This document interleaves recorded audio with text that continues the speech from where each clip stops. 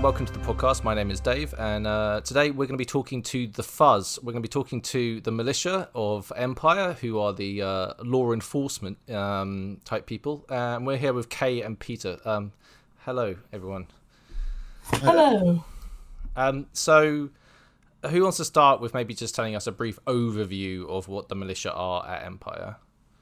Kay, do you want to? Oh, Peter, do you want to start? Sorry. So I think it's quite a strange one because I've been with the Militia longer than most, and also not as much as some because of my health enforced absences.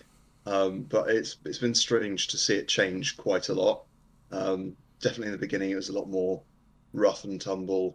Whatever needs to be done gets done, and it's transitioned, much to my relief, over to a far more let's get the right info, let's get the right paperwork in order.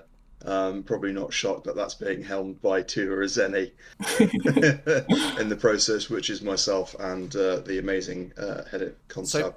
So back in the day, you would just be like kicking doors, arresting people, all that jazz. Very like 1970s police work. There was a lot of that. I wasn't a huge part of it because at that point I was trying to get my foot in the door, as in just trying to see if somebody liked me enough to give me the swearing in oath, and give me a sash. These days it's a little bit more codified and a little less ad hoc. I also don't want to go ahead and cast any shade on any former militia officers. Wow, even implying it though, just mentioning it though, that there is shade to be thrown. Interesting. Well, I mean, there is no smoke without fire, and although a lot of the smoke that gets wafted in our direction these days is, I would hope, without flame. Well, are you saying that there are accusations of corruption within the militia?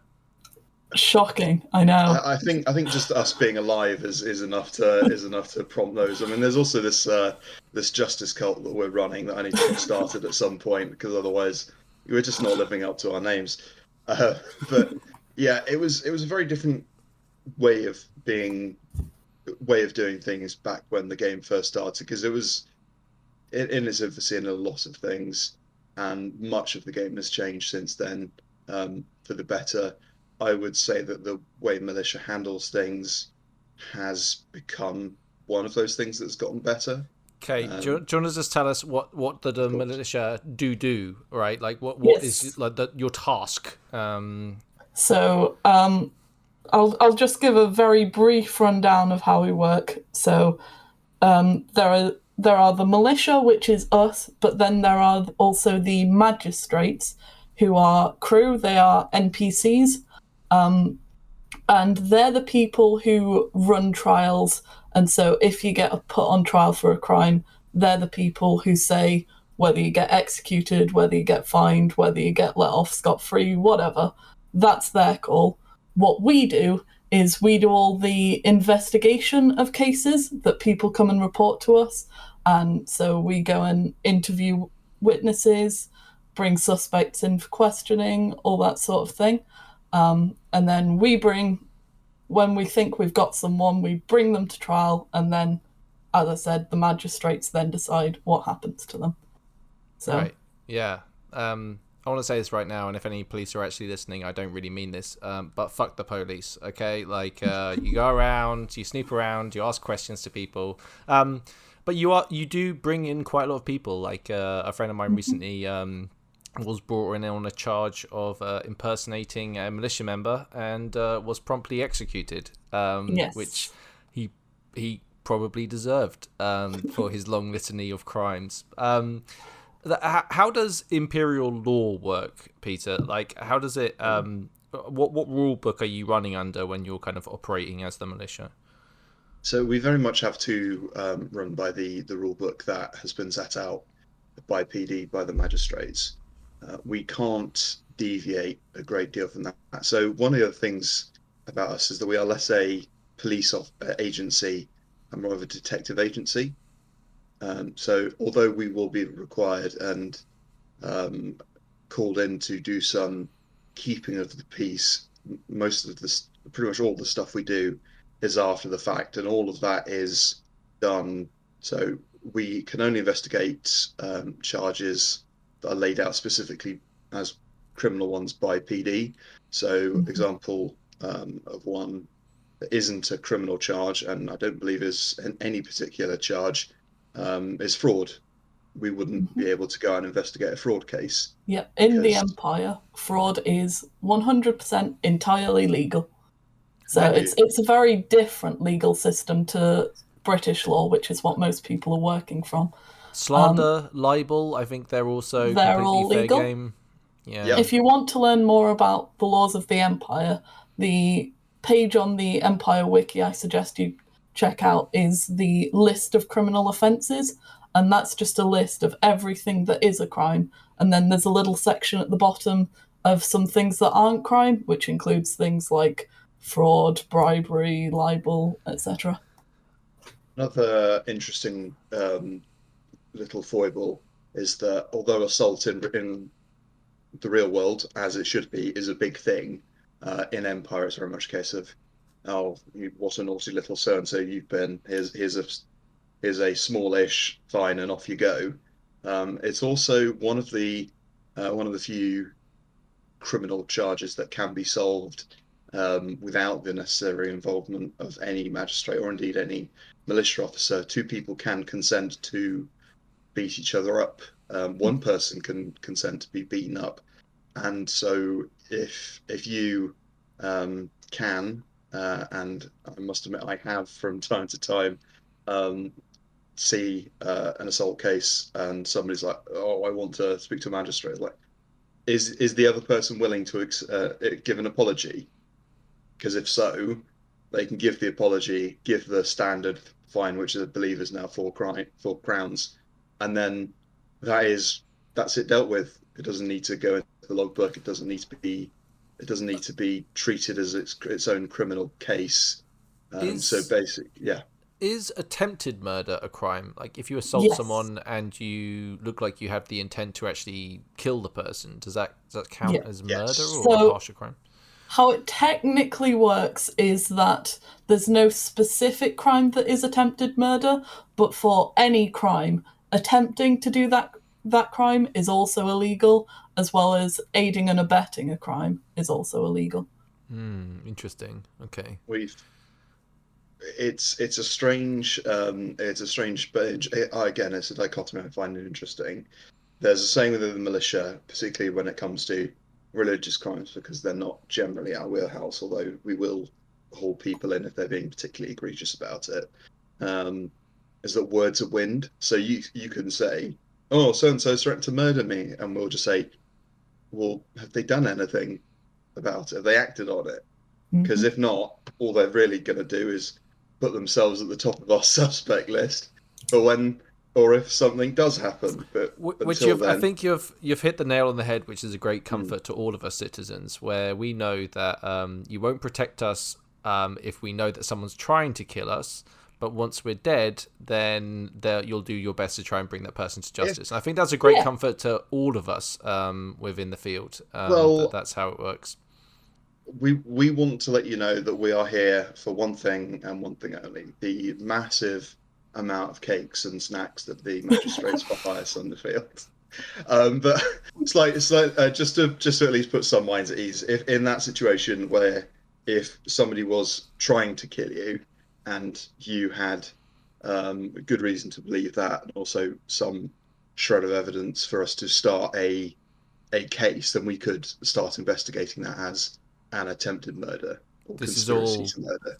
This is all extremely poignant for my character at the moment, by the way, who okay. I randomly had a conversation. This is an ongoing thing, but randomly had a conversation. I was talking to a friend of mine, and then their friend showed up who happened to be in the militia. And it was like, oh, yeah, we heard that there was a threat out on your life. Yeah, we heard that. And I was like, didn't want to let me know? No? Didn't want to give me a little heads up about that? And they were like, well, a lot of people get put on the list as they're having threats against their life. And I was just like, wow, I really didn't know. To be fair, a lot of would-be criminals can really talk the talk, but don't often walk the walk. There are a lot of empty threats that get thrown Don't around that encourage them. theme. Don't encourage them, because you know that there's going to be people out there listening to this going, No, well, all right then. Believe me, I do want to talk shit, but yeah. Anyway, this is, I mean, listen, if you are trying to kill me and you're listening to this, then this is definitely OC chats. So don't. So what you want to do is you want to make sure that you've paid off the right people. Whoa, hold on there.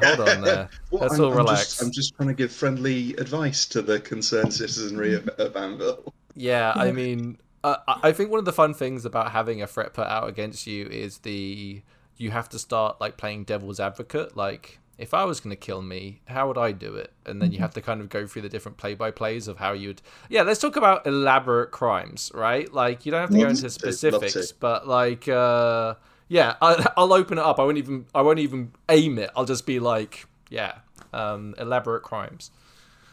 Well, I'll just say my quick thing on this. I had a lot of people come up to me over the long dark and say, "Oh, you're gonna hate my new character. He's this planned crime boss, and we're gonna be like do all this organized crime." Like, good.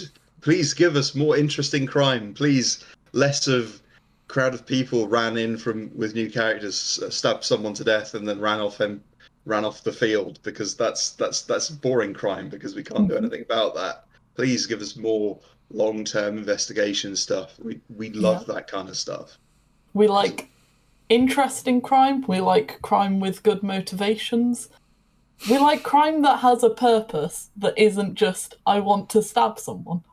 We had Maz from High Guard on, and she stabbed a fellow to death, and her defense was, well, he was like a heresy guy or whatever. There was some sort of like virtue reason for it, and she was just like, okay, cool, good job killing that person. That was very virtuous of you, off you trod. And it's like, the legal system is a wacky place. Like, if you're gonna kill somebody, just make sure you have like a really good, like, fun justification for it, and I'm pretty sure most magistrates will appreciate the wit and probably let you off.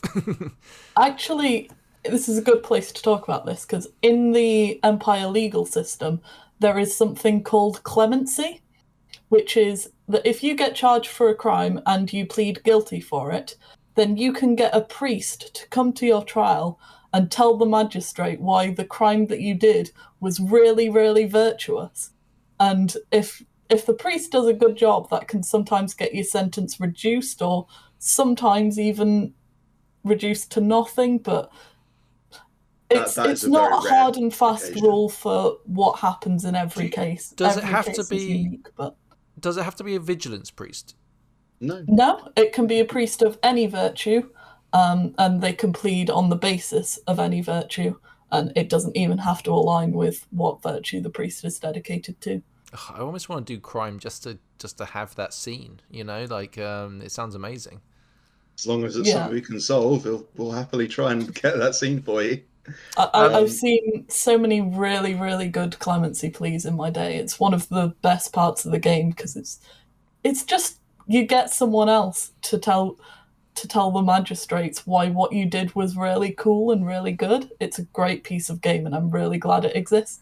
Well, I think Empire's a sort of place where sometimes crimes happen, right? Like, you're certainly, and at the end of the day, like, the militia aren't chasing down potential crimes. So if you're like, oh, I believe X to be true, then you can totally justify Y by even just the belief in that, right? Yeah, and the way... Yes, you have to convince the magistrates, which is always the difficult part, and they are generally, and this is why we love them so much, generally jaded as all hell, and I've heard most lines before. The one thing I will say is the best virtue defense I ever heard was given by Severin, who I believe is now a retired character, so I'm not entirely sure.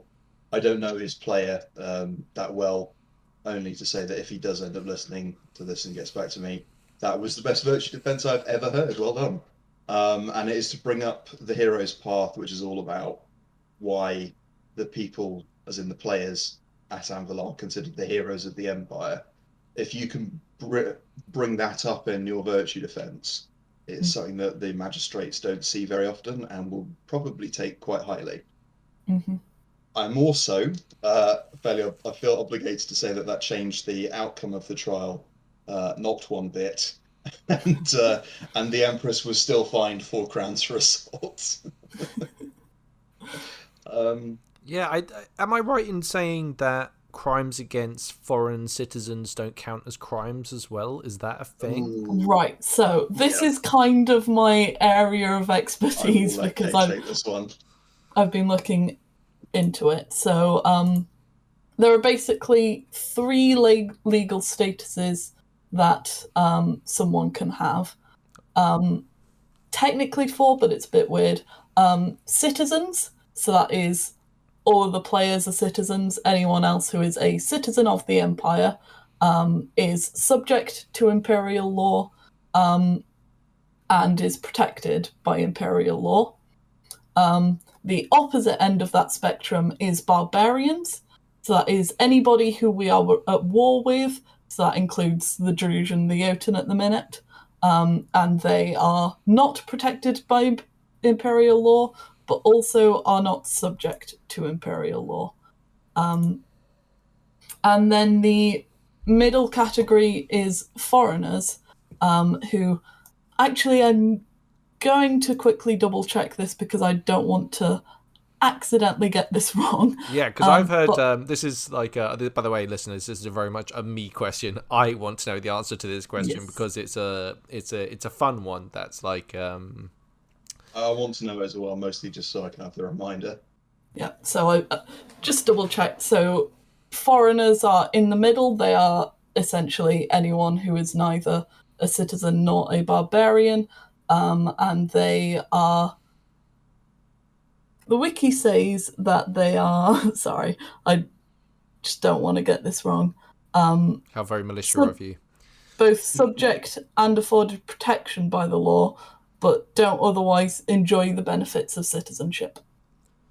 So you couldn't just, so they are protected by Imperial law, but don't have the benefits of citizenship in terms of being able to go and have their say in Senate. Or that's me pulling an example out of thin air. I could be wrong on that. So an assault against a foreign citizen at Anvil would still be an assault under the eyes of the militia. Yes. And the magistrates, obviously. Yes. But yeah, and then the weird 4th category is actually about Eternals and Heralds, so the beings from the magical realms. I love it. Like that New Zealand science, the one where what's it called? Wellington. What's that show called? It's a New Zealand cop show where there's 2 cops, but they go and investigate paranormal things. That's what I picture with the militia they're going to fuck with Eternals and Heralds. Like, amazing. We actively avoid that stuff, or at least I hope we do. So there are 3 statuses that Eternals can hold, which are called amity, enmity, and neutrality.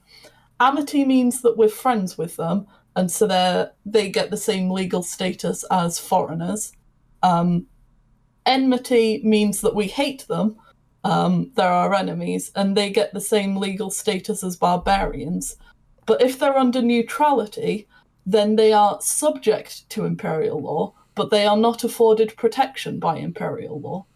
So we can arrest them for crimes, but if anyone, say, stabs up a herald of an Eternal under neutrality, then we don't have to do anything. That's completely legal. I think listeners, you can also get a feeling at the moment for the things they're very proud of that they are not responsible for. That's a running theme so far in this conversation. We have, trust me, what we are responsible for takes up more than enough amount of time. Yeah, let's talk about how do you join the militia now? Like you're a player. You're like, I'm gonna go and walk the mean streets of Empire.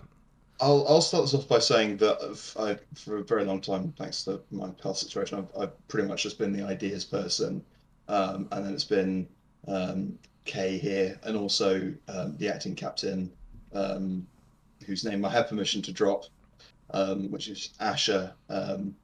They have been the 2 people basically being given oh, by the way, would it be nice if we could manage this? And then I turn around and they've done they've managed to get it all in place and, and reporting that things are going amazingly, which has been fantastic. So the way people are going to join has changed a little bit, and I'll do my best to explain that as well. And then I'll also go on to explain what we're hoping to change, and then I will probably turn the reins over to Kay for them to say how wrong I've got it and how things actually happen in the field. Sounds good. So the idea is that there is an assessment kind of interview. We're kind of this is something that we are working on to change in a big way because there's a couple of big problems with it. That I won't go into. It is a very useful tool for us in trying to gauge the characters and the skills that are coming to the that want to come into the Empire, the Imperial Militia, but it doesn't always do a great job of representing what the militia experience is. So we're hoping to change that a little bit to focus a little bit less on, okay, cool, you're a day 3 mage or day whatever mage, that's fantastic. We've got three of them already, so not too interested about that.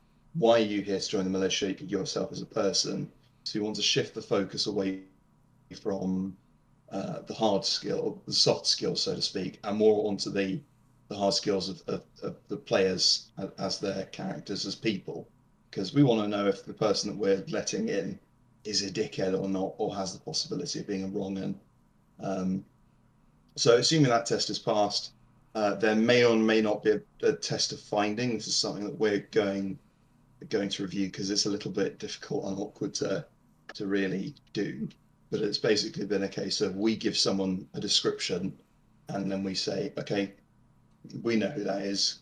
We want them to come back to us with their name, which is very, very indicative of at least my experience of a lot of militia work. So it is a very good test for people that are up for it.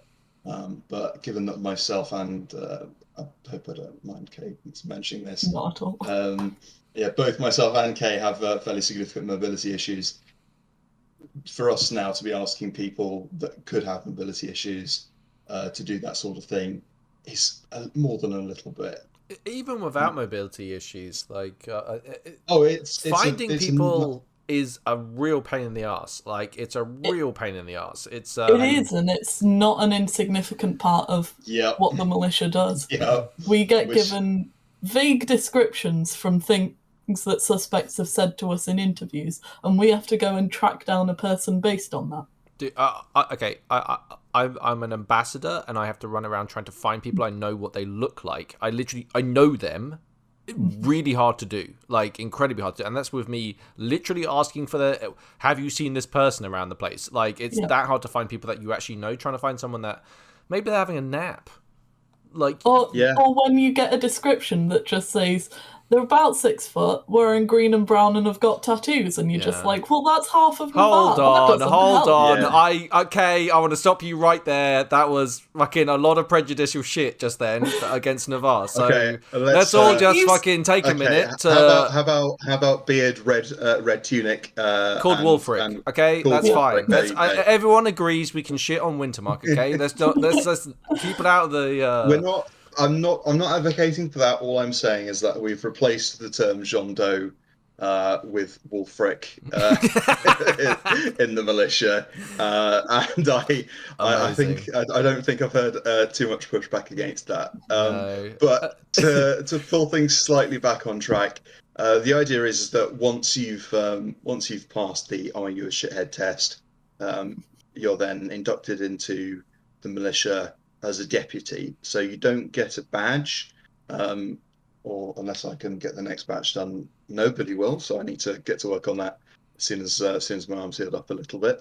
So you then, the idea is that you either basically just stick with the militia for a weekend. The next event you turn up to, you'll be promoted to constable and you'll get the badge. The differences of power between deputy and constable, none, if any. It's basically just a case of if they're a deputy, they're either new to the job need some degree of training or a bit of somebody keep an eye on them, just to make sure they've got the job before we're happy to kind of let them free into the wild wastes of Anvil. And if somebody is listening to this and thinking, hang on, I've been a deputy for more than an event, don't panic. It is basically it's a case of when, not if, somebody gets promoted from deputy to constab. If you feel that you've been sticking around as a deputy for a long time, come and talk to us, because it's the best way for us to go, oh, somebody may have slipped through the cracks. We might have gone, yep, we know that. We figured you wanted more. We thought you might need some more training on X, so we're planning a training module for that. And as soon as we've done that, be happy to. You have training modules. It's something we're working on. So things like de-escalation, which I will. De-escalation at Empire. I bless your heart. Like, honestly, that is. It is one of the skills I found myself in possession of, and I have no recollection of ever really learning. But it's a pretty key skill in some of the things we end up getting involved in. I actually have the opposite skill that I tend to. Yeah, we've noticed that amongst Anvil's populace. Like, this is a simple misunderstanding. I can't. Let's place a bet on how long until knives get drawn. There's a slight disagreement. Then I start talking for a minute, and then it really kicks off. Do you know what I mean? Like, things can escalate fast when everyone's carrying around swords and itching for a fight. Yeah, exactly. Yeah. Interesting. And so the idea is that you're then during the course of being a deputy, you're partnered up with someone we as in the senior management team for the militia would consider a senior constable, somebody that knows the ropes and we trust them to know the ropes. Somebody we're looking at to promote to warrant officer. And then basically hand this constable one or maybe a couple of deputies, I'm not entirely sure, and that constable then shows, okay, well, this is how I conduct interviews, this is how I get information, these are some people I trust for some people that I come and chat to give me tips they might have heard and the like. And this is the part where I imagine snitches are you talking about there? Confidential informants, because the former get stitches, and we'd like to avoid that. We would definitely like to avoid that. Absolutely, he said with menace dripping through his voice.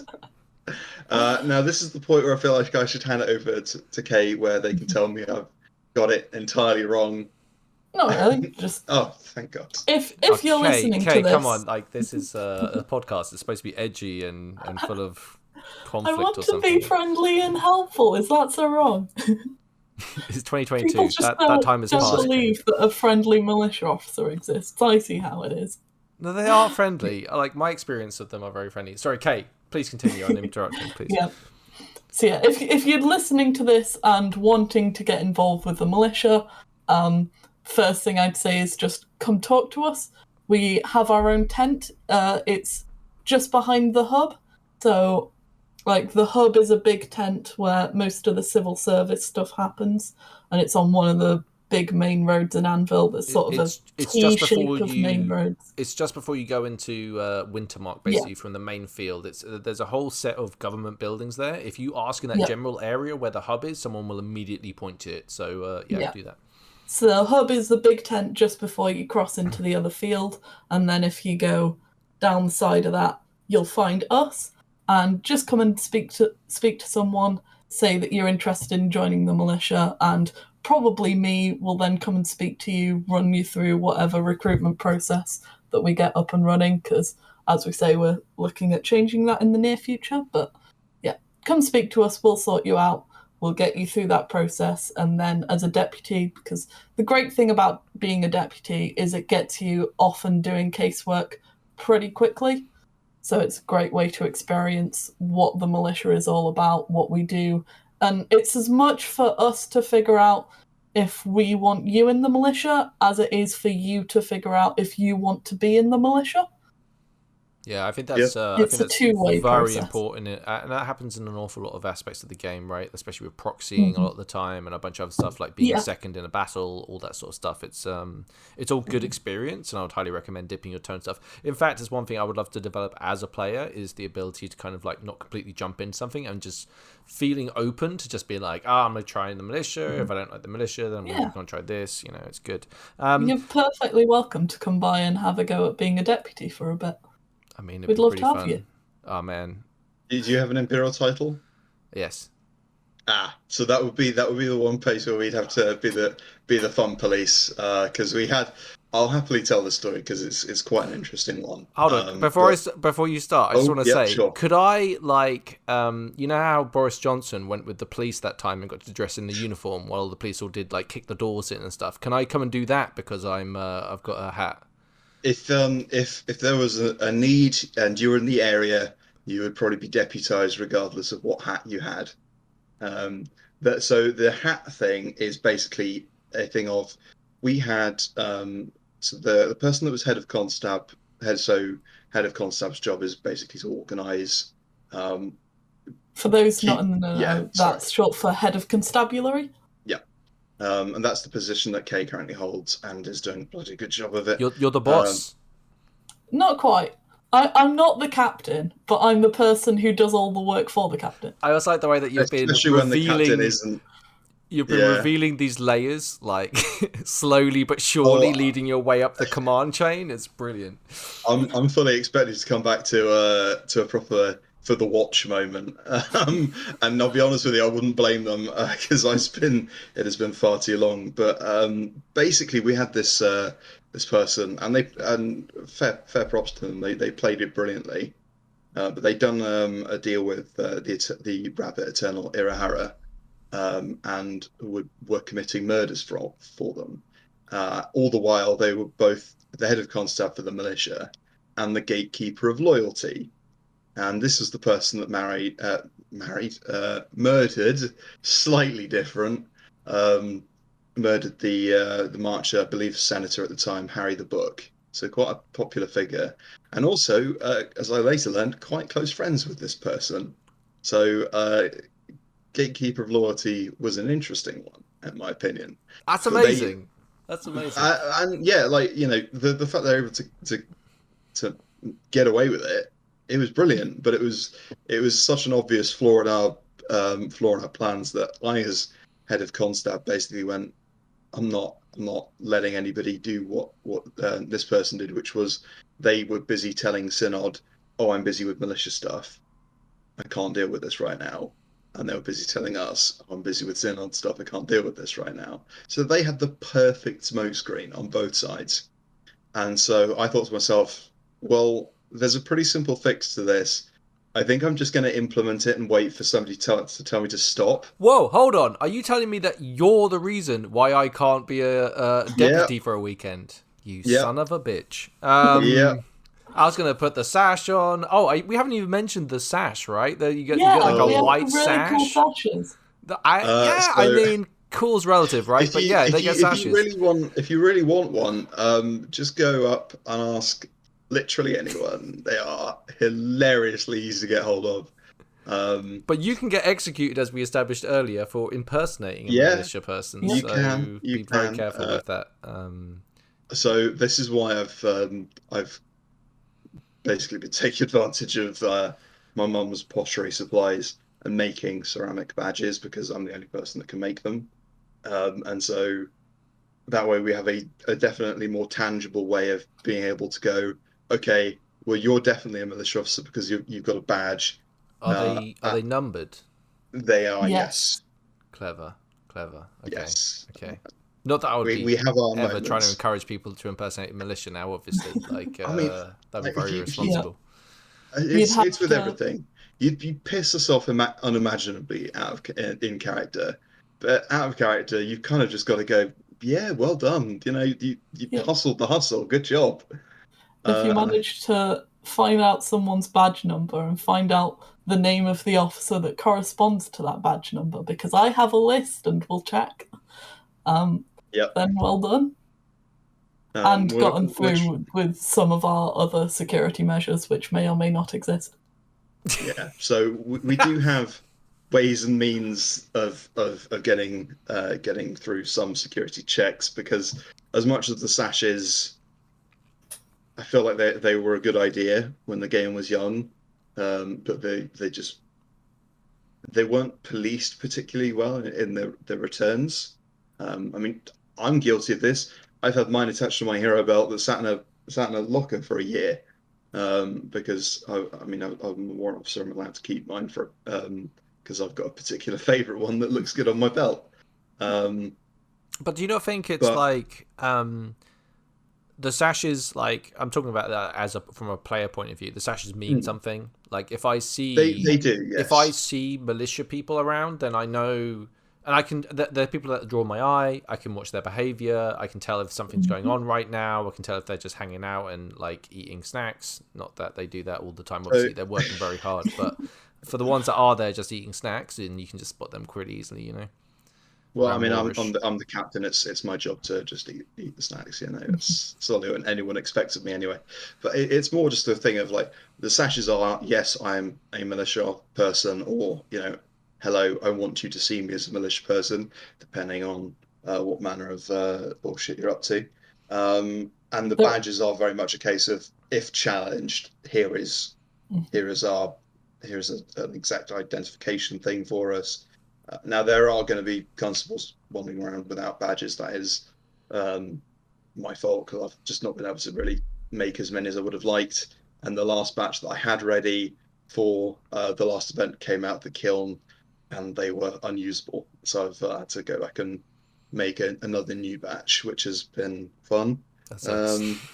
It's part of the craft. It happens. So we're still trying to get it to the point where the badges are the most reliable form, but I think constables should be given, or should have been given, a badge number. At the very least, you can, if you really are truly sus about someone, you can just say, hey, this is their description, this is the name they gave me, and then we can do our own test of finding. That weird American thing of like, give me your badge number. Like that's the entire response you get every time you talk to anyone is just like, give me your badge number. Am I being detained? Am I being detained? Well, that's another interesting thing. Is like, we have the power of arrest, but not the power of detainment. So because it's like, this is where our I understand what you mean there, right? Like, you're basically saying like, you can't like hold someone up if they're going around their daily business, but if you're arresting them for a crime, then you can cuff them in irons. We can to some degree. If somebody says to us, no, I don't want to go with you, and no, I'm not talking to you, and we've got good reason to want to talk to them, that's an obstruction of justice case, basically just waiting to be okayed by a warrant officer or a magistrate. If somebody says to us like, hey, I'm just about to do some out of character stuff, or I'm just about to go in for a Senate vote, and that would be a pretty reasonable reason for us to back off, because if we were then to arrest this senator just before a Senate vote, we could ourselves be very reasonably brought under a subversing the agencies of the state charge. We ourselves are not immune from the law. We've even got our own law that's been made just for us, which is dereliction of duty, which is why. How does, I'll ask Kay this, like, how does policing the police work, and how effective do you think it is? So yeah, we've got our own crime, dereliction of duty, which is if we are not doing our job properly, then we can get arrested for that by our fellows. But that's not actually that common. Weird. Weird, that doesn't happen very often. Yeah, sorry, continue. Sorry, well, okay, I was the magistrates would be the one to do it, and I assure you the magistrates would be more than happy to bring the charge if they felt it warranted. Yeah. I'll explain why in a second. Genuinely, most of the people who work for the militia are very hardworking, sometimes even too hardworking. Often We people work say that. ourselves They to say that bone a all the lot. time about the militia. But You yeah, give too much to the community. we are we You're too are helpful. No, we're not just as- taking it back. we are just as subject to the law as anyone else. And because the magistrates know us and they hold us to a really high standard, if we get brought in on a crime, then we will face a much harsher punishment than anybody else would, because we are expected to know the law and uphold the law way more than any regular citizen would. As a literal example of what Kay has just mentioned, I, as Laurentius, once punched someone because I was pissed off. I want to say the Black Plateau curse was involved somehow, but I think this was the event after that, so I don't get to use that as an excuse. I think Kay knows exactly who I'm talking about here, but I won't mention their name. And I apologise for it. And assault is, like I said, one of those crimes, one of those few crimes that can be solved by an assault. And one of the magistrates said to me, like, you know that you would have gotten charged more than £4, right? And it took everything in my power to go, no, you don't say. And what I did say was I was basically just going to throw my coin purse on the table and let you take what you thought was the appropriate amount, because yeah, if the captain has just smacked someone about, then yeah, they a fine of more than £4 is more than somewhat relevant. Or less. How do I put this better? Is far less fitting of the crime. We in the militia should know what crimes to uphold and how to uphold them. And so if we are going around breaking laws, we know are explicitly enshrined, and we know explicitly what crimes are crimes. So the thinking is that if we're breaking them, then we should be held to a much harsher punishment, and that's something I definitely hold with. It's quite interesting how like diverse the militia is, right? Because there's an awful lot of different nations involved, an awful lot of different groups. Yep. And interestingly, when I went to militia at E2, God, that took me a minute to recall. When I mentioned a specific group that could potentially be involved in said investigation crime that I was reporting, maybe I am a snitch. Jesus, I need to take a long, hard look at myself. That's not ever happening again, by the way. Never happening again. Confidential informant, darling. Never going to go to the militia again. But the one of the guys was like, "Oh, I actually I'm in that group, so I probably shouldn't go and investigate." And it was like, "Hey, good on that guy for like being, hey, I'm part of this group, I shouldn't probably be involved." But the other second thought, as I was walking away to said area to go and do investigation, was, how long before that guy is off his bench and just, you know what I mean? Like, just ignore that militia officer shaped blur that's just sprinted straight past. Yeah, like one of those, up the side of the tents where you just see his shadowy forms go through the different tents. Yeah, for sure. It's an interesting. Yeah, I know exactly who you're talking about. I'm keeping my eye on him.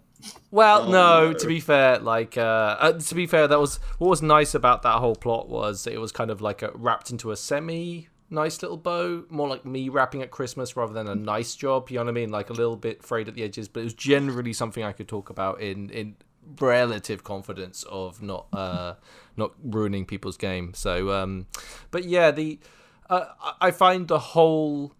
Like I had let's go through one of my anecdotes. Some of the people in my banner were talking about crime and talking about the approach to crime, and they were talking about like, oh, can I do something and then just go OC, right? Like, and it was kind of one of those things where I was just like, no, that's really not in the spirit of the game. Like, yeah, there's a big load of social contract in the game around crime. It's you shouldn't try and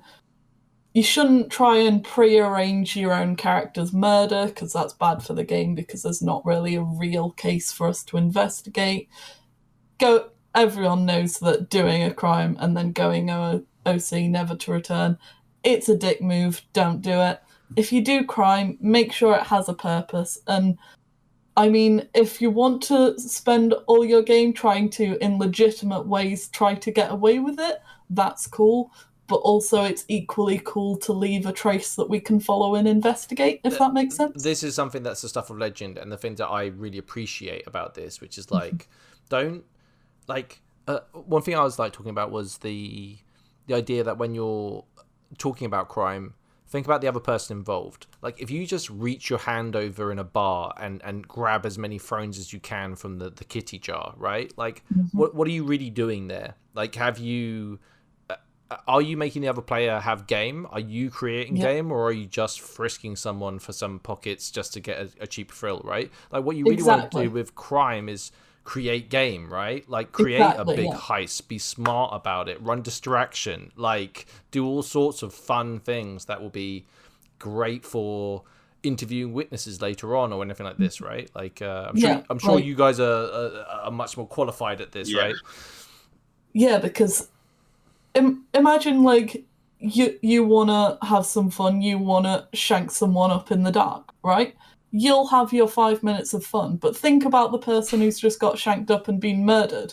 That's their entire character, who might have been playing the game for years, who's just gotten murdered for no reason at all, other than that you were bored. Time doesn't even come into it for me. Like, there might be a character that you start that weekend, and they can mean the world to you. Like, really, absolutely. When you're RPing and not being a murder hobo, you should be drawing some sort of attachment and some sort of like understanding of your character, right? Like, that's why you're playing them, is because they're representing parts of yourself and you're exploring stuff, and it's really exciting.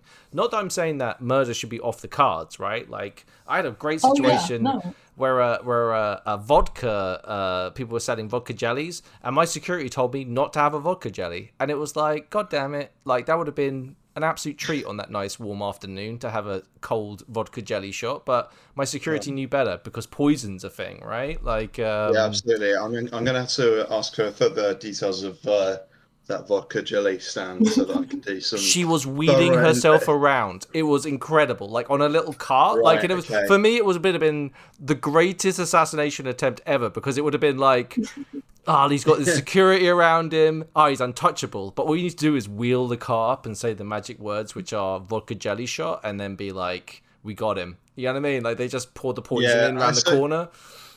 So just to quickly jump back to the whole social contract area of the game.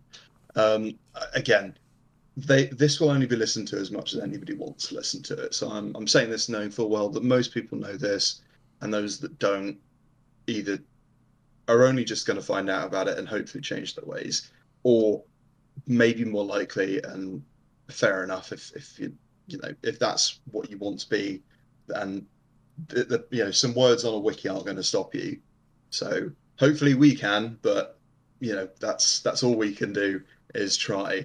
Is that playing characters like murder hobos, like serial killers, they are, by the words of the wiki, explicitly against the code of conduct for the game.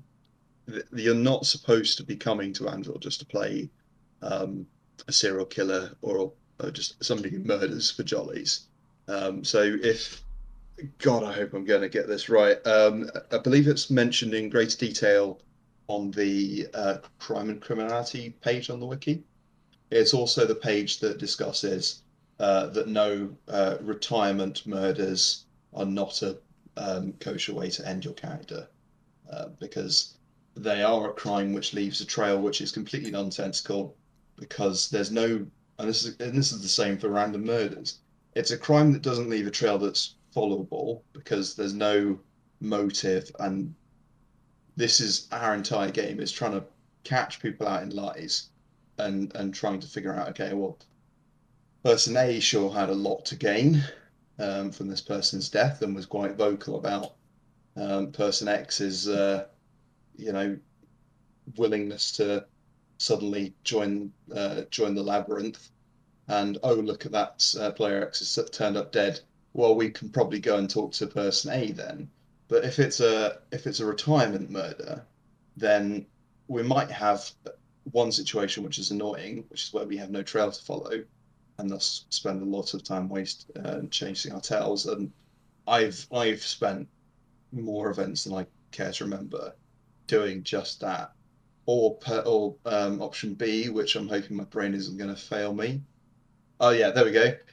Even worse, because somebody's decided to retire their character, but has been a long-running character, which is why they might have wanted a more dramatic exit than a quiet retirement. We then go, well, all right, this person had quite a few enemies. Let's go and talk to them. And we end up wasting a lot of their game. We end up wasting a lot of our game, and potentially end up ruining somebody's character because they end up getting done for a murder they didn't commit. Whoa, whoa, whoa! Are you I'm Hold pretty on, sure. hold on. Are you saying Pretty that sure that there's a some people certain who are innocent go to trial and are convicted for crimes they the didn't commit? big difference and the biggest difference between is the between reality and game is the burden of proof, or at least the level of proof, and that is, does the magistrate think he did it? It's not, have you shown to the magistrate you've done it? It's, does the magistrate think you did it? So In yeah, I'm going to in more use. sorry. Oh, sorry. No, sorry, Kay, you go on. Yeah. In more legal terms, the British legal system works on beyond reasonable doubt to be proven guilty of a crime. The Empire law system works on balance of probabilities. Is it more likely than not if you did it? Sorry, carry on. So I'm now going to segue into not at all a contentious topic, the Bessie the Bard trials that took place. So I am firmly of the belief that that was a wrong bat, right ball situation. So the main charge that ended up getting called there, to the best of my knowledge, was that of murder of Bessie the Bard, and it was pretty well known, both in and out of character, by most involved, that those executed weren't involved in Bessie's murder. Now, the thing is, we had knowledge that there are a large group of people that were part of a death cult, and I think it was something rooted in purity and definitely not hatred, etc., etc. So it had some kind of ideological roots to it, rather than just, we're just going to kill a bunch of people because we can. Again, that's within the spirit of the rules. That's fair enough. But we had them on record, or at least the people I've spoken to, the investigation side of things, we had them on record as having lied to us in a murder investigation. And this is where the obstruction of justice thing becomes interesting, because Just to clarify, the exact crime there is perverting the course of justice. That's the one. Which is any sort of interfering with a legal investigation, lying to the militia, etc. And the thing with that crime is that that crime carries the same punishment as the crime that is being investigated. So in this case, they were perverting the course of justice in a murder investigation. We had it on paper that they'd lied to us, and thus execution was the right charge. This is, by the way, deeply unethical, what you're describing right now. I know you're explaining it very calmly and very succinctly, but it's deeply immoral in a legal system where it's just like, well, we think he did something that was just as bad before, so we'll get this one and we'll deal with the other ones later. Is a terrifying way to govern. So yeah, there are a lot of things when you stop and think about the legal system of Empire. You stop and go, oh boy, we are not the good. Yeah, just in general, like if the Empire is the one that has set up this legal framework, forget the militia, because we just came in after the laws had been set up. You know, you look at some of the way the legal system sets up, like, ooh, this is pinnacle of democratic freedom and ideals here, isn't it? But unfortunately, there is a lot of that is required in order for the militia and the legal system to function. Because if it was to a burden of unreasonable doubt, there would never be another case successfully tried again. I totally agree. By the way, I think it's one of no, those things where no, you're that's like, fine. I like, I'm here mocking the militia. I'm like taking the piss. I'm having a really good time, but like genuinely, it's like we're playing a game, right? And it's really fun that there are real militia that are trying to actually chase down crimes and all this stuff like this. But like you gotta respect that, right? Like it's great that this is part of the game. In fact, it's one of the first things I think I heard that got me excited about Empire was there is a militia, they do investigate crimes, etc., etc. It's part of the world building, you know. And one thing that a lot of people don't understand is, and I know this sounds woe is us, but how hard it is to investigate crimes when you're in a God, you know, I say all this nice stuff and then you come out with this like No, but imagine you're in a field of over 2,000 people going about much more important things. There's than been a some murder in that Highguard. happened over Who there. wants to go sort out the? Yeah. I haven't had lunch yet. Oh well, my feet hurt and all this stuff. Like, fine, I'll go investigate the murder, and then. But you've only got a weekend to investigate it. Everyone's busy. We've got no forensic evidence whatsoever. We don't even have a crime scene to investigate because the body's gone off to go re-roll their new character already. And we just have some vague hearsay from people who don't know their own community because people just come here 4 times a year for these events. Hold on, Kate, can you not do the speak to the dead thing and like... That is one thing that we can do, but... First of all, that only works in cases where we know the person who's dead, which it isn't always the case, for example, in crimes that aren't murder. And just, in general, it's not a 100% guarantee. But the other problem with that is that sometimes the person was murdered has no idea who they were murdered by. Because it was in the dark, they were stabbed up from behind, whatever. And they could Sometimes you go into that ritual, do that ritual, and come out none the wiser at the end of it. Yeah, like changing kit. There's a whole bunch of ways to kill people, right? Like I live on Murder Alley, and it's that 20 yards to go to the toilet is stressful now. You know, like it's. I thought it had been gentrified. I thought it was more like assault, like the occasional assault alley. Oh, I've heard like. Was it Friendship Boulevard or whatever? Like, it's not cool. It's not cool. I'm not down with this rebrand. This gentrification of Murder Alley is not cool. If we can keep the edgelords away from Murder Alley simply by calling it Friendship Boulevard, I mean, I can't think of a better way. It's nice, honestly. Like the market's there now. It's like lit and nice, and it's it's like a family vibe down there. It's good. So, come down and bring your wallets. So one of the other things that the militia struggle with, by the way, if you want to listen to this podcast and write down all the crimes we struggle. First half, I like this, Peter. I like this, by the way. First half, totally like if you want to be a militia person. Second half, hey, so if you wanted to do crime. I was once stopped on either Saturday or Sunday morning by a friend of mine in the marches, and he was looking a bit down booze. You're right, mate. How's it going? How's it going? Like, oh, it was mud last night. It's like, oh crap, where? Murder Alley. And then I immediately went to, oh, great, okay, right, okay. How much did they take? 5 rings. And I just stopped for a second, and I just said, you know, I'm not going to report this, right? And he just went, yeah, theft of items, like even magical items that are supposedly leave a magic trail, is something that is logistically, technically possible for us, but an absolute nightmare in reality. Hold on. So one of the things that you could do is potentially just like, oh, I'm mugging you.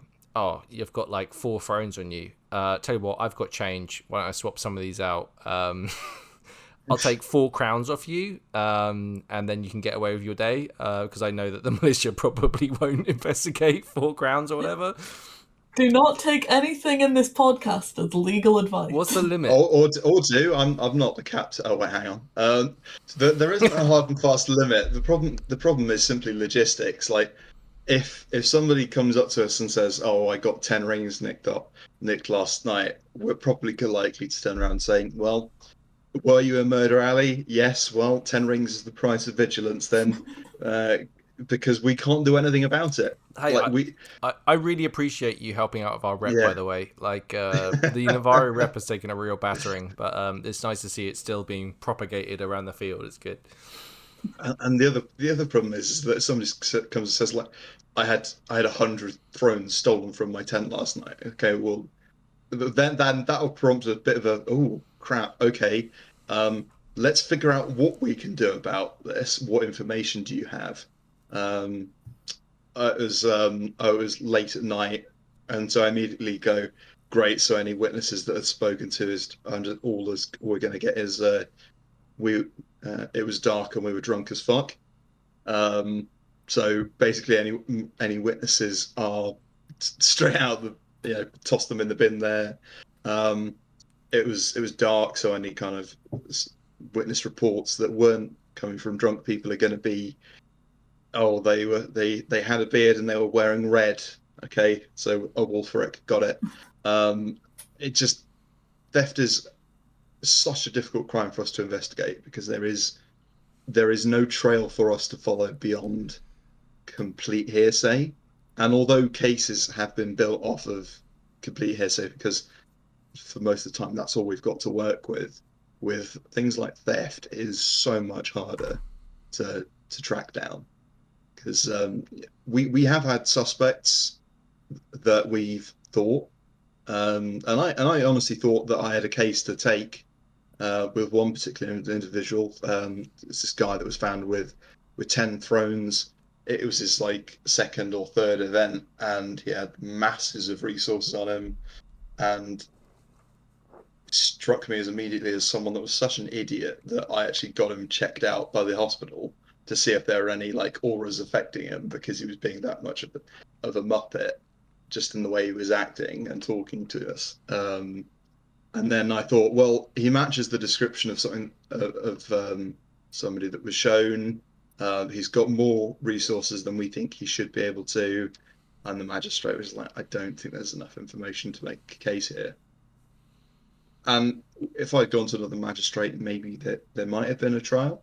Well, interestingly, again, it's almost like an OC thing, right? Because they might have too much money on them for a person that's only on their second event, but they're a citizen of the Empire, and therefore, arguably, you could say, oh no, I was rich before I came to Anvil for the first time, for example, right? So there's some icy OC stuff there that I'm assuming would affect the case. I'm not sure. We would, if I were to hear that line, I would immediately become suspect, because that's the kind of line that I would consider that to be maybe starting to go outside the bounds of what's fair.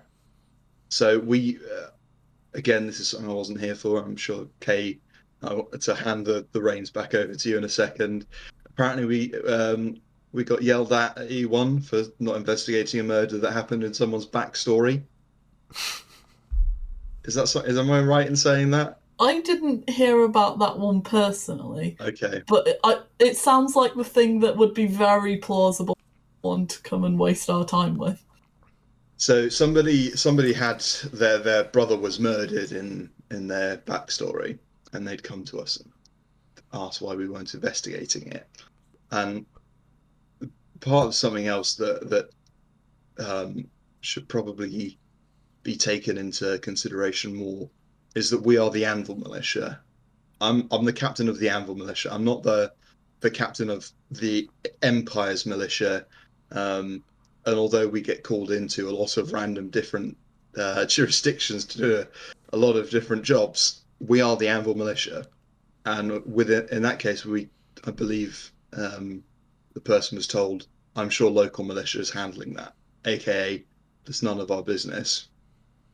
Yeah. You know, if you want this chased up further, plot's going to be your best bet, and even then I doubt they'd give you much of the time of day. Below the abstraction layer, there are militia operating all over the Empire in between events. and we don't worry about 99% of all the stuff that goes on outside of Anvil. Okay, do you do you keep a paper trail? Is there a lockbox full of all of the militia investigations and paperwork and all that stuff? Like, does that exist, or is it all transient? You're talking to the my person. clipboard. Yeah, you're talking to the person that has digitized basically every single report that I'm aware of. So yeah, just in terms of what paperwork we have, there is the case log, which is a booklet that whenever we get a case reported, all the case information goes into that log. Then every militia officer has a notebook.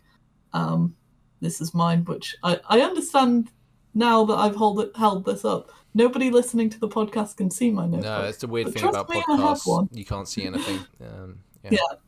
Every militia officer has a notebook that they record their interviews, their case notes in, and then various other bits of paperwork, like I have a log of militia officers, and then after every trial there is a court report written up, and those actually make it onto the wiki. So if you do a search for court reports on the wiki, you can hear about all the historical crimes that have happened and get and read up on everything that's happened in the criminal history of the Empire. Some really interesting cases in there. You could also ask, because I assume Kay has the spreadsheets at their computer, you could even just ask what questions like, what nation commits the most crimes and why is it Dawn? Oh, are you the person that... Oh my god, I love your stats. Oh my god, I love them so much. It's the evidence that proves that Navarre are not the most murdery nation. It's Highguard. It's Highguard are the most murdery nation. So...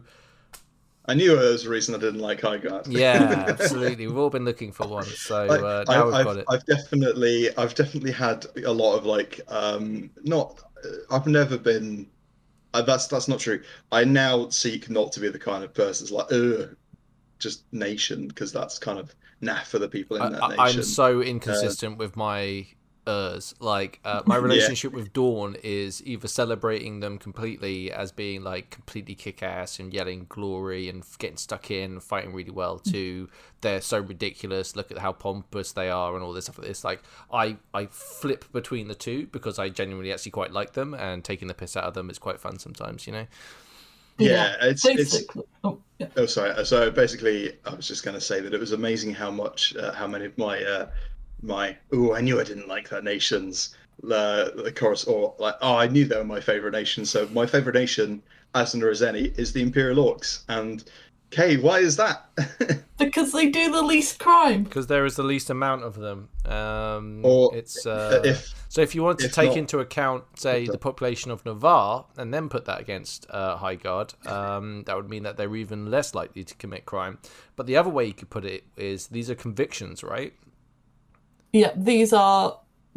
So, to summarise, for those who don't know, what I do as my hobby, because I'm a nerd, is I go through all the court reports and put them into a spreadsheet. So I track different stats, like what crimes are committed, what nation the people doing the crimes are, stuff like that. And then I do statistics on them. So I get stats of what nations do the most crime, what nations do what kinds of crime. Like, I've worked out who does the most religious crime, for example. Which is? And let me double check, but I'm pretty sure it's the League. Yeah, it's probably the League. Let me check so I'm not slandering them. I think it's interesting that this is conviction rate. So effectively, Navarres could be killing a whole bunch of people, but are significantly better at getting away with it than Highguard are, who are always just like, I have killed them. Here are my virtuous reasons why I have killed them. And then they get executed. There was definitely a time in the militia where murder in the Navarre, oh God, how did it happen? Poison. We're not investigating that. Yeah. Accidents happen all the time in the woods. You know what I mean? Like, sometimes you fall down on your sword and get stabbed 32 times. You know, it happens all the time. It wasn't even the stabbings. It was just poisoning in the Navarre. We're never going to be able to track that, because how do you find someone that knows how to make poisons in the Navarre? You find the first breathing, talking person congratulations, you found someone in Nevada that knows how to make poison. I know. Yes, Actually, I shouldn't League even say do that. do the most religious crimes. Oh, the League do. Yeah. I love it how like a lot of the preconceptions as well are kind of blown away by the stats. There are some really hilarious, like you would not expect that nation to be responsible. Like I think High Guard and Murder genuinely don't Yeah, actually shocked come me. together that much. Like in my mind, I would never assume it's that nation. Is that based mostly on the Iron Confederacy incident? Yes. Yes, I Yes, was it about is. to ask. Yeah. So you're talking about outliers that have effectively bumped the stats over in certain ways. Yep. For sure. No. The problem there is because it was 9 people or so. Yeah. The unfortunate thing is the court reports are a limited data set, so single incidents can sometimes introduce weird anomalies, but I think that's cool anyway. If you're interested in this, I've made a pamphlet of some of my stats and I sell it, so come find me. Shameless plug. I actually think it's great. I think it's really, really fun, especially since I'm like I'm one of those people that sometimes thinks like, wow, like wouldn't it be cool if I had like a stat machine to work out how much fried chicken I had eaten in my life, for example, or how many times I'd pooped and other things like that, like how many hours I had slept for, like in a computer game. So I'm a massive fan of like who does commit the most crime, where those people come from, what type of crime they do, how these stats are affected by giant blips in murder and things like that. Yeah, I love it. I think it's fantastic. Also for people that are trying to win debates is just absolute fodder. It's just beautiful. All of my prejudices are now backed up by maths. Yeah. Great. Thanks, maths. You can tell why I'm so glad to have Kay/Bryn as my head of Constab now. I think this is one of the best things about LARP is like, would I want to correlate all the different crimes and work out all of that? No. If you made me do that, that would be like for a crime, like I'd done something terrible and you wanted to punish me for it. Whereas there's other people out there that love that shit and can kind of add to the game, and that's what's so great about Empire. So many people all bring in this kind of like weird, unique skill to whatever they have. Not I'm saying that stats is weird, by the way. No, I'm well aware I have the nichest hobby in the world. I am going to be the last person that complains about that, given the amount of help you've been for the militia. So yeah, it's also, I'm going to go off on a bit of a tangent here, mostly around the ranks and roles, particularly those the higher militia. So should we actually start off with just explaining the ranks? Yes, so that was what I was going to start with. So cool. Starting off with, you have deputy, so basic rank. You've just joined the militia. You're probably going to undergo some training and under the watch of ideally a constab, and they'll report back to us like, hey, does this person seem ready? Yes, no, and if no, why not? Because we don't want to just turn people away. We want to be like, okay, if not, let's try and work on the why so we can help them. Because Lord knows we need every capable officer we can get our grubby little mitts on. Come join us. Then you've got the constables, which is basically the same. There's still, if there's a training module that they want to come and do, they're not going to be turned away because they're a constable and should know this already. If a warrant officer wants to come and do the training module, we're going to be more than happy to have them, because learning is something you never stop doing, and you might have done different things on your path to warrant officer than might have been otherwise given in this training module. So constables are basically the same as deputies, just with a badge. They've been in the militia long enough to be trusted that they're not going to disappear. So they've got a badge with a badge number, so they have a definitive. If somebody challenges them and says, "Are you really in the militia?" they can go, "Yep, here I am. Here's the badge that says so," and there's the number that you can go chase up with. Deputies is sort of similar, or sort of difficult in that case because they don't. But as long as, if any deputy listening to this gives their name, and we have that same name on our records, if somebody wants to come down, or so and so's pretending to be one, and then we could say, no, they're in our records, they're in the militia. No, that really crazy person was actually part of the militia. Don't worry. And from then we go to warrant officers, and warrant officers, it is so ideally it is the position of constables and deputies to push cases along in terms of getting the interviews done and trying to put together intel and evidence. The warrant officers, I more than likely have several cases going on at the same time, so it's their job to try and to push the deputies and the constabs to make sure the work gets done, and also to be the one at the top of it all, basically going, "Aha, I think I can see a pattern here." To be the one looking at all the evidence with a fresh set of eyes and with it all collated under one roof, go, right, okay, I think there is a definite case to answer here, or there's a lot of nothing, dead ends here. Have we considered X, Y, Z? So the ideal thing is that they're there to supervise cases, not so much to prosecute those cases. And the other thing that a warrant officer does is liaising with the magistrate on a case. So every case has a warrant officer who's running it, and also a magistrate who will eventually do the trial and also works with the warrant officer to check in. It goes both ways, keep both sides up to date on everything that's happening. And I assume, Kay, that you might be asked to speak in court potentially. Yes, yeah. Warrant officers will generally give evidence, basically explain what the militia's understanding of the case is at a trial.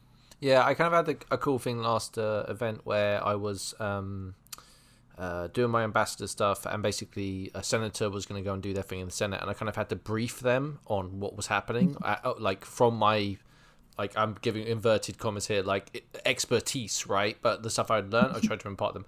I assume as a constable or a deputy, you're kind of doing that with your warrant officer before they go into court, which is kind of cool process, I imagine. Yeah. Certainly hope so, yeah.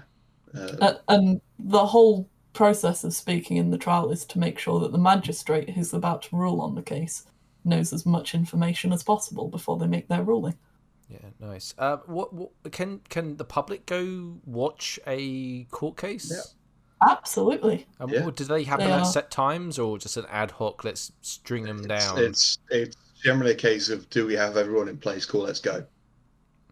Because as by the nature of anything at LARP, but as soon as you've got all the pieces in one place, the second you let one of them go, then everyone else then goes, and then you need to round them all up again. So they do tend to be rather ad hoc.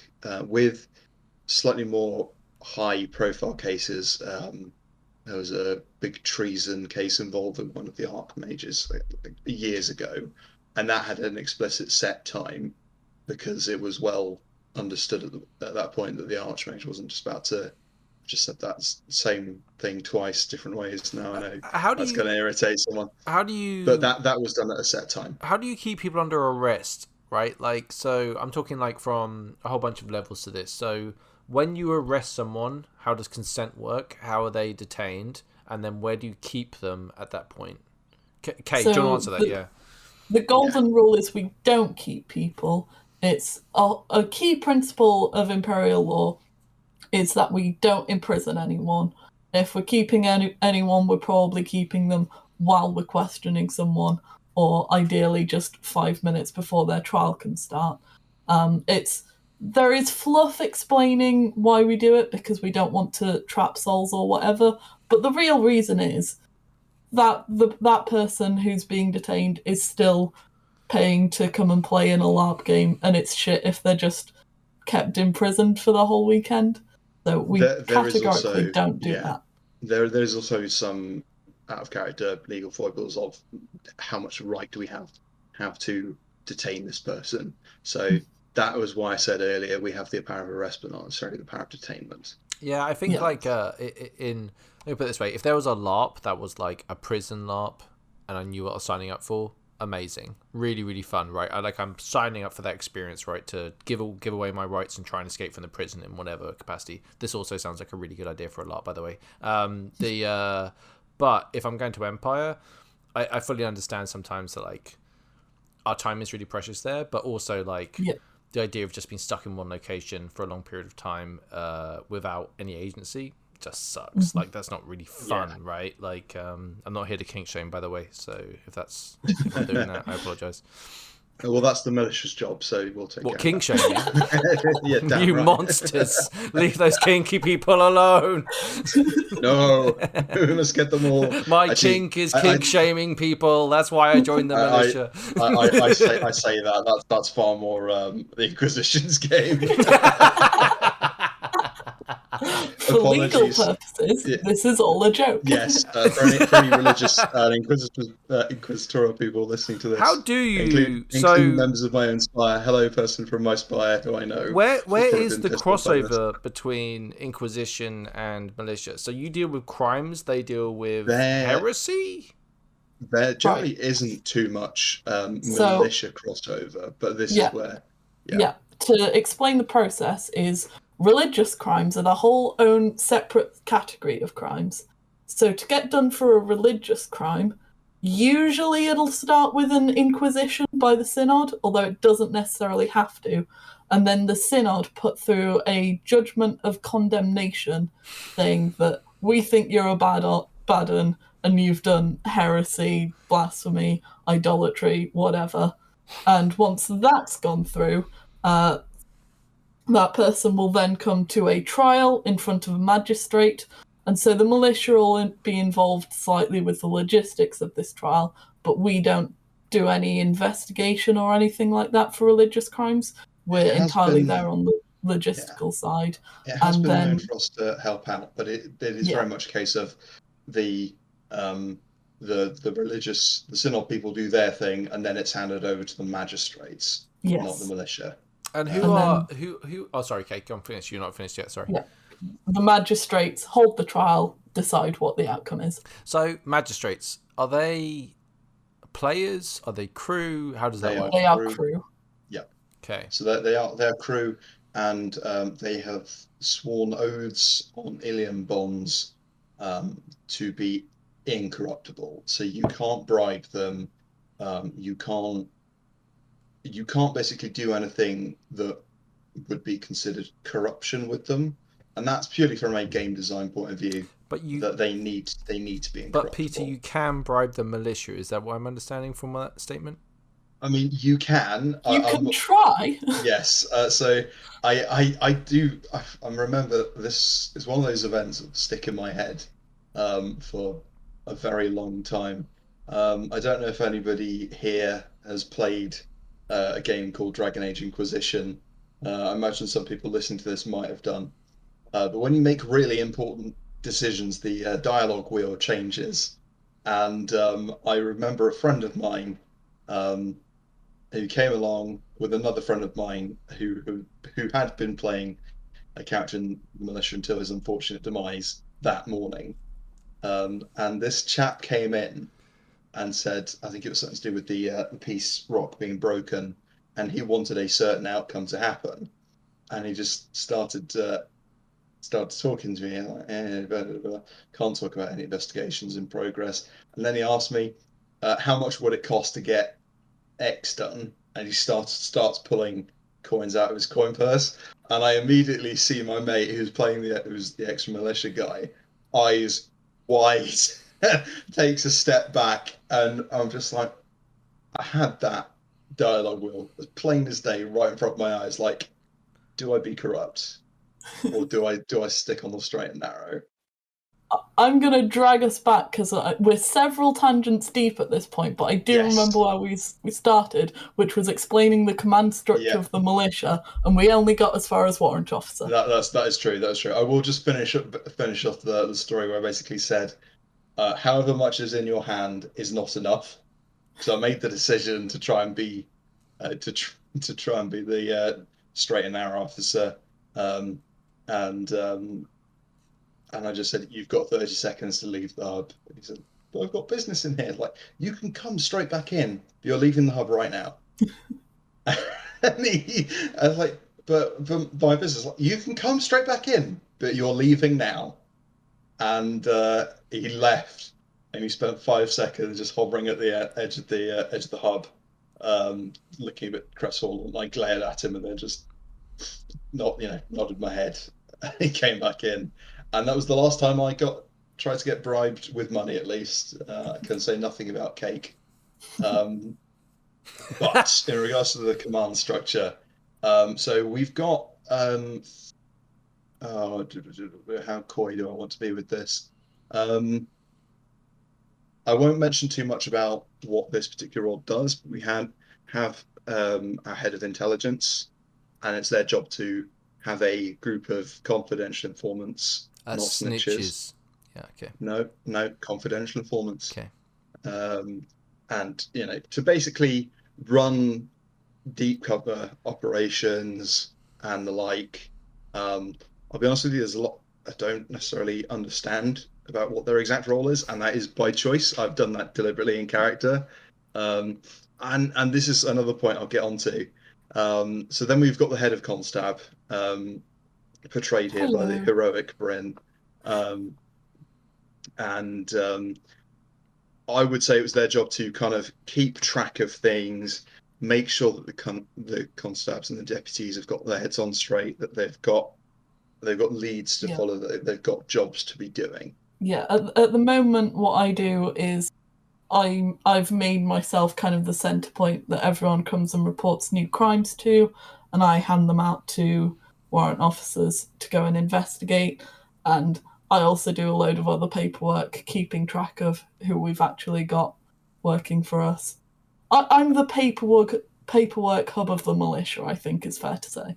So, and that is exactly what I but started doing when I became head of Constab. So I became most of the past few captains came to the captainship through the head of intel role, whereas I came through as the head of Constab. I don't know if that will change in the future. May do, may not do. But yes, before we move on to the next role, because there's a role that has come into play very recently. I don't know much about this role, so I'm happy to hear about it. So we have a brand new role in the militia as part of the senior management team called the Sergeant at Arms, who is basically our resident fighter who will come and get people tooled up to protect us if we think that someone might come and want to assassinate a load of us militia, or sometimes if we're going out on skirmishes to do militia things, which we get sometimes, they'll be in charge of organising those. That's a really interesting thing, that you have a person whose entire role is to protect militia people, when you don't do that for general citizenry. Just an observation. Well, I mean, very interesting. Very interesting. If you want to put in the hard work and join join the militia, you too can get these benefits.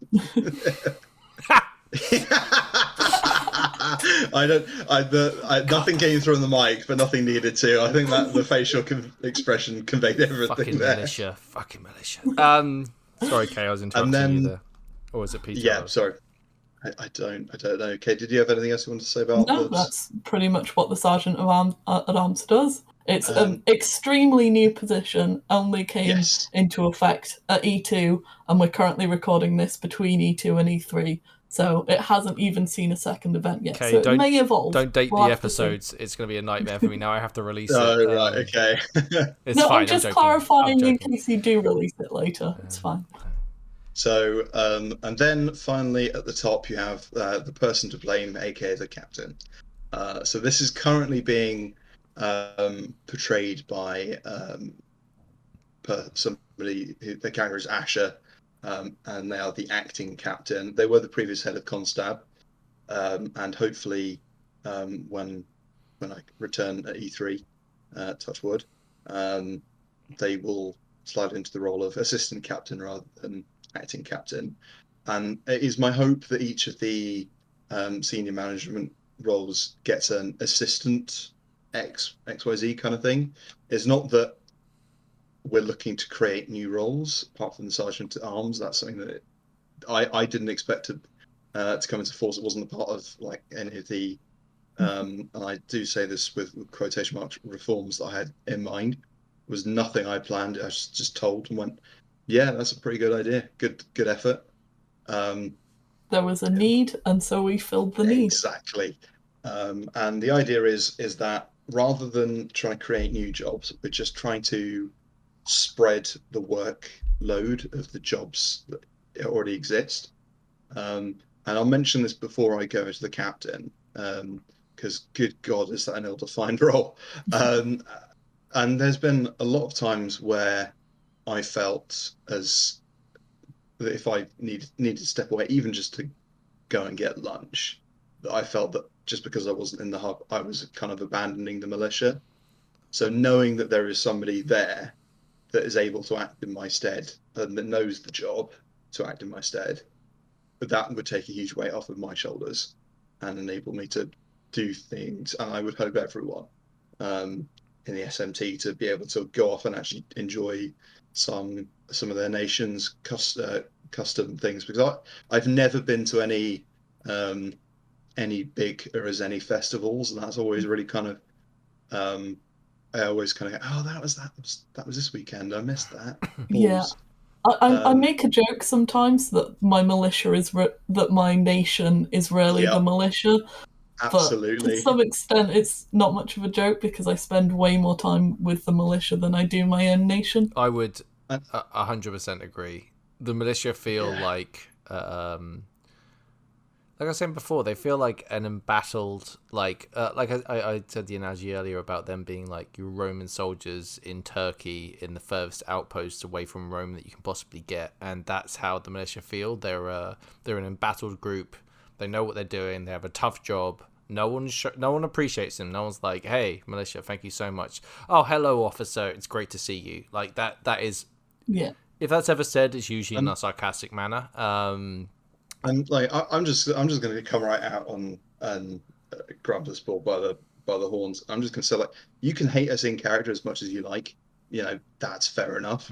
But all I'm going to say is that just realize that the job that we've got with the tools we have is very much square peg round hole territory. Yeah, but all we've got is a pillow. But isn't the game designed that way, right? Like, and I think the fellowship that you have inside the militia is really cool. Like, I'm talking completely as a player now. I'm dropping all the act, right? Like, I'm not going to take the piss out of the militia anymore. It's like that comradeship that comes with that was really cool. There's a lot of when people are communicating, there's a lot of you can tell when people are close by the way they communicate sometimes. Instead of having to over explain stuff, they'll use one or two things.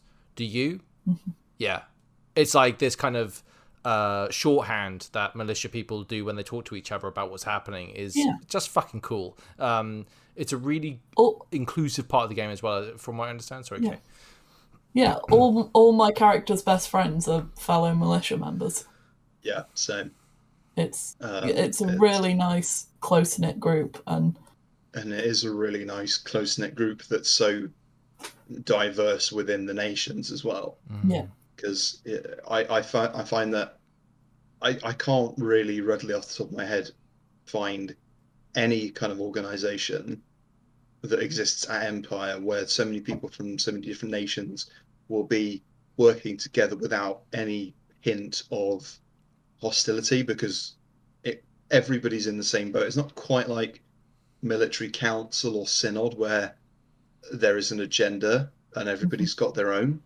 Not to cast shade upon those particular institutions, but everybody in the militia, for the most part, I'm sure there was going to be some interesting figures among them. Yeah. There's not zero internal conflict. But yeah, absolutely. It's very much all cool OC, don't worry. I've had a punch up with an officer in front of a magistrate, but we both agreed to it, so it was fine. It was mostly just a stress relieving thing.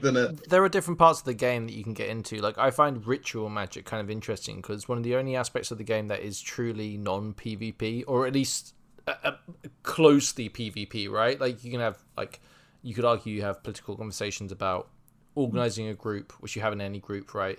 But one of the least PvP, as opposed to, say, a senator, you are literally putting yourself in the line of fire of everybody around you.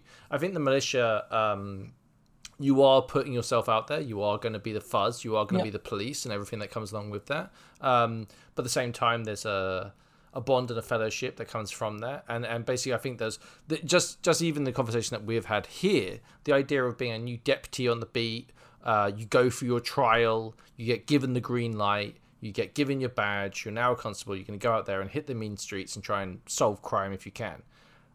If you don't find that exciting, then you're fucking crazy. Like, that sounds really fucking fun, right? Like, you're going to go and introduce yourself to a whole bunch of people. You're going to go to places that you never thought you'd go. You'll have to go and interact with nations that you don't know. You have to go and make really serious bonds with people that might potentially sell out their nation or people that they know to the militia. Like, it's all fucking great game, right? Yeah, as much as I talk about, like, how difficult a job we have, there's a reason I do it, and I do it because it's awesome, and a large part of that is because of the other people who are in the militia, who are all awesome. If any of you are listening, I love you all. You make my game amazing. And that's part of it. There are so many moments where you just sat there going, why are you doing this? And then one brilliant moment will come along. So, for example, it was the event I made captain. And I think I should probably explain what the captain does after this as well, because Lord knows we've been on Tangent City. And we were just sat around talking about what crimes would we commit if we thought we could get away with it. And that was one of the first things we did. And it was just like a bunch of warrant officers and a couple of constables just sat around the militia desk, just chilling, just having fun. You know, we weren't scrabbling to get any cases solved. We weren't rushing to the beck and call of any magistrates. We were just sat there being able to bond, and that was what made it so awesome. And now for the interesting part, I need to describe my job. Yes. What do you do? What I do is I'm the ideas person, and what I do is I currently sit in the medical wing of my spire and send letters out in the vague hope that people listen to them. But when I'm on the field, so I would consider the captain's role PR and politics, and also the kind of top-down reforms kind of ideas person. The way I look at it, the higher up in the militia you go, the more you are beholden to those beneath you. So as captain, I consider it my job to make sure that the officers have an easier time of things as possible, and so I will try and do things on and off the field to make sure that happens. So, for example, big thing that's going on at the moment, is the issue of militia pay, and we do have some form of payment system in the magisterial prize board, which is, I must admit, a much better idea than any of us expected it to be. Which has been quite a nice surprise. But I would consider it the captain's job to basically go out and find some senators, as I have done it, and basically go, well, you know, prosperity and all that. They've said we should get paid. Can we get something put through Senate that would let us get paid? And then it's just a question of logistics, which is again, what would you have us take our valuable and small coffers from to pay for a job that's already being done? That's well, I think would it improve quality though? Would it keep citizens safer? I mean, well, you know, I guess we'd have to have that conversation. Yeah, we definitely would, and I would love to have it on the field. Absolutely. I want to dive, Peter. I want to dive straight into like IC conversation and go blow for blow with you. I think it would be an amazing chat. Like, it's so good. It's been an actual year, so like forgetting COVID. Well, actually, if you want to include COVID, E3 this year is going to be 3 years for me since I've stepped foot on an Empire field. Okay, I'm ready. Oh, are you ready? I don't know. I was about to say, like, do you want to like hold off going like blow for blow? So, PvP? No. Now I can, Peter. We can smell our own. Do you know what I mean? Like, it's one of the things I really love about Empire is like me and you, OC, Dave, and Peter, and Kay, right, can all talk about this stuff and have fun and all this stuff like this. Yeah. But absolutely ding dong. In fact, the best things at Empire are the things that don't have like a clear, obvious solution, right? Something that is a bit more complex than that is like, should we play the militia? Well, what's your experience with militia? Do you like the militia? Do you think they'll do a better job than militia? Where would the money come from if you were going to play for militia? Really great game, really fun. And I think like you said, prosperity, such a good argument. Mwah, c'est magnifique. Yeah. Really nice. Sorry, it's the one thing that I've got to beat this argument to death with. Prosperity said so. Boosh.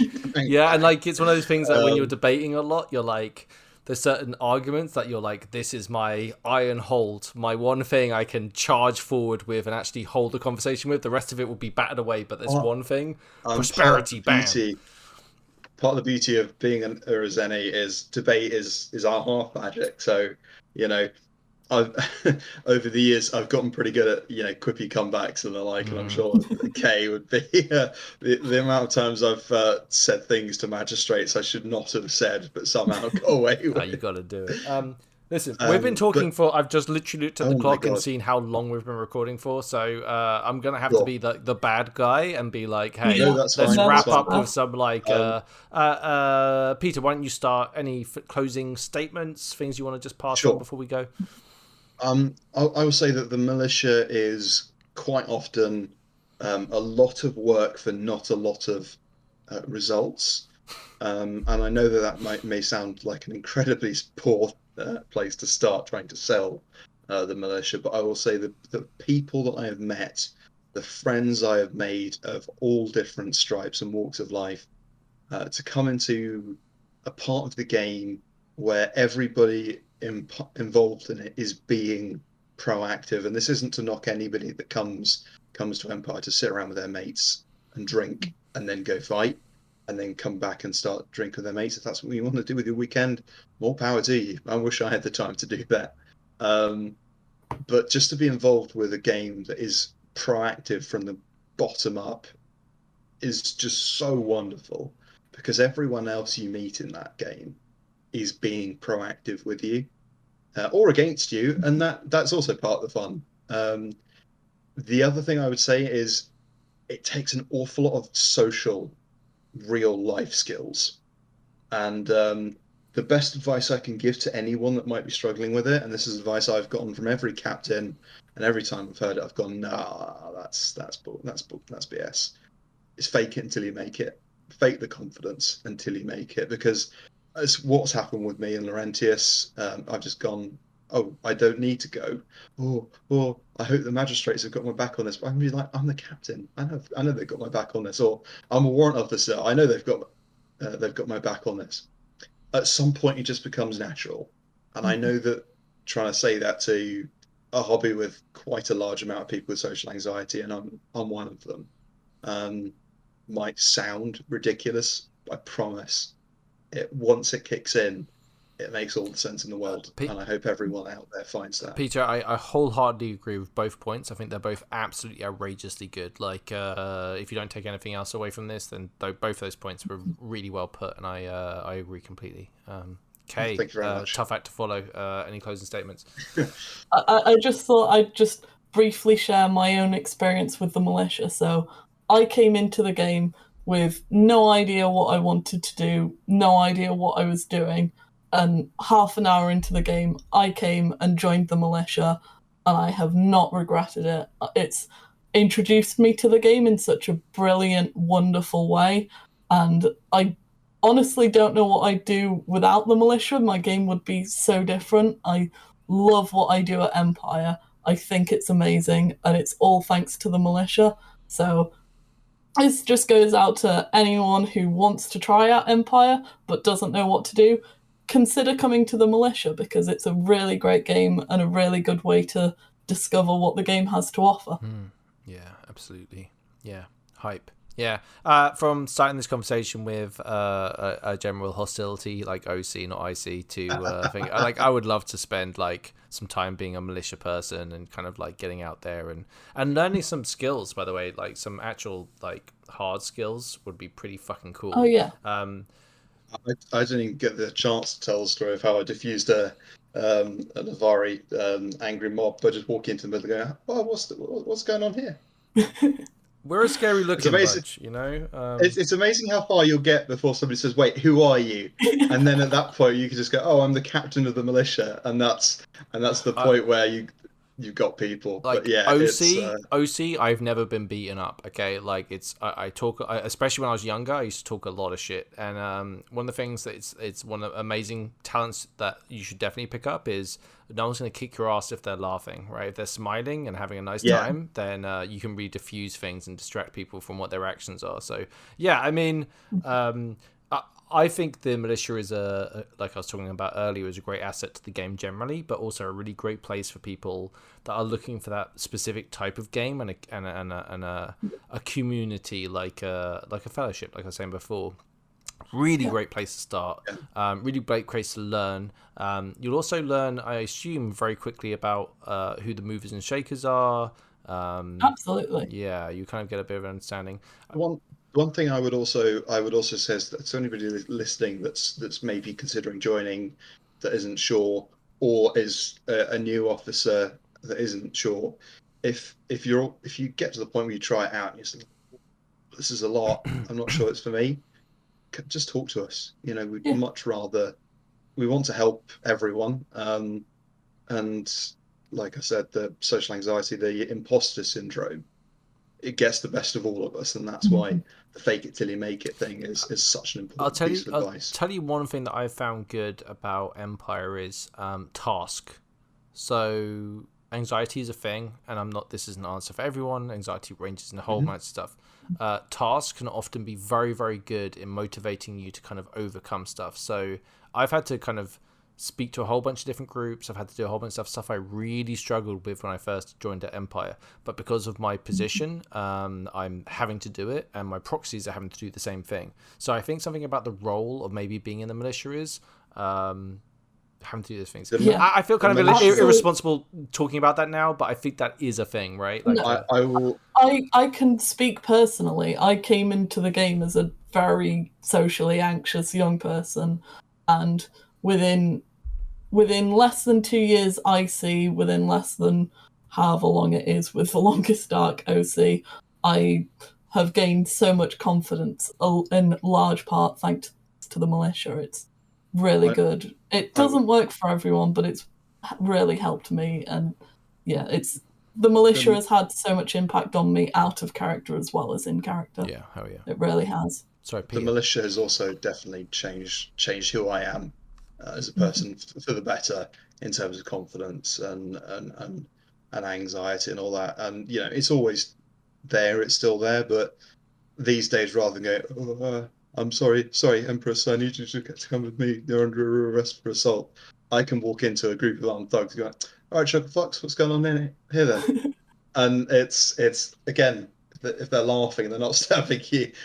That being said, I'm not sure I'm condoning walking into a bunch of armed thugs and calling them a bunch of chuckle thugs. Yeah, but sometimes that's the nice thing about LARP, right? Like in our regular world, we're so constantly afraid of like, well, maybe not everyone, but like repercussions for our actions, right? Like being perceived the wrong way, having offended someone, all these stuff that kind of like drive that anxiety machine. The nice thing about Empire is, yeah, these are things, but most people will be like, it's IC, like don't worry about it. Like, I'm not yelling at Dornish nobles in a field because I have any problem with the players or anything like this, right?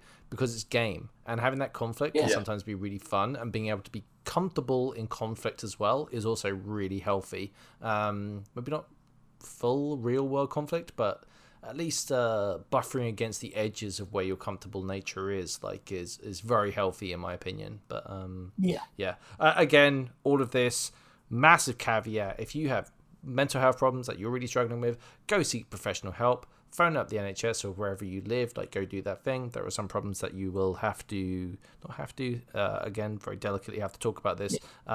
Therapy's great, go do that. LARP is another thing that you can do that is really, really healthy for your mental state. But yeah, cool. Anyway, it's an addition, not a replacement. Really hardcore. Hell yeah, it's an addition, not a replacement. That's a really great way to put it. Right, I'm going to close it down because literally this is by the way, congratulations for winning the record for why don't we do an episode and we'll record it tonight. Like literally it was like, hey, a militia episode would be really cool. Listen, Peter, literally the pros. I spoke to Peter in 2018, I think, or 2019, like a few years ago now, and like we missed each other. I missed his response to my message and all this stuff, so it was like, hey, let's do it. And immediately, I really appreciate the short notice. Hopefully you listeners have got something out of this and potentially want to join the fuzz, the big 5-0, the pigs. Yeah. We'd love to have you. Just because I'm carrying a little bit of spare weight around the middle doesn't mean you need to call us that. Hey man, I think we all have that now, all of us. I mean, Jesus, I'm dad bodding it up right now with pride. I don't have any kids either. I just want to say thank you. I just want to say thank you for having us on, and thank you for being so understanding of our, I don't want to call them problems, but of the jobs we have to do and how not straightforward they are. Hey, it's nice to. And I think this is one thing, like I was talking about earlier, like the militia job is a thankless task, an awful lot from the general citizenry. It's a tough job. It's a wonderful, valuable asset to the game. I thank you so much for your time. I think it's absolutely brilliant. In game, I will 100% shit on the militia and have a really complicated relationship with you. But OC, thank you for your service, basically. That's fine. I want to say thank you very much to both of you for being on. Thank you very much to our patrons. Thank you very much for having us. Thank you very much to our patrons who are long suffering with zero benefits from being a patron. We really appreciate you supporting us, and we hope that you have a wonderful time and staying safe. We'll join you next time for another episode, which could be anything. Find out soon. I tell you what, we've definitely got plenty more stories of weird and wonderful bullshit. Is there like, if you'll have us back? Is there like a militia expression or catchphrase or motto? I think the general. Oh yeah, K now has. Okay, we'll do it on 3. Okay, together. 3. Yeah. Oh, sorry. 3, 2, 1. That's illegal. That's illegal. And like one of the other things is always been known that the last words of any militia officer will be "thank you." Yes. Thank you. Cool. All right. Thanks for listening. Thanks for being on. We'll do it all again soon. Thank you. Bye bye. Brilliant. Right.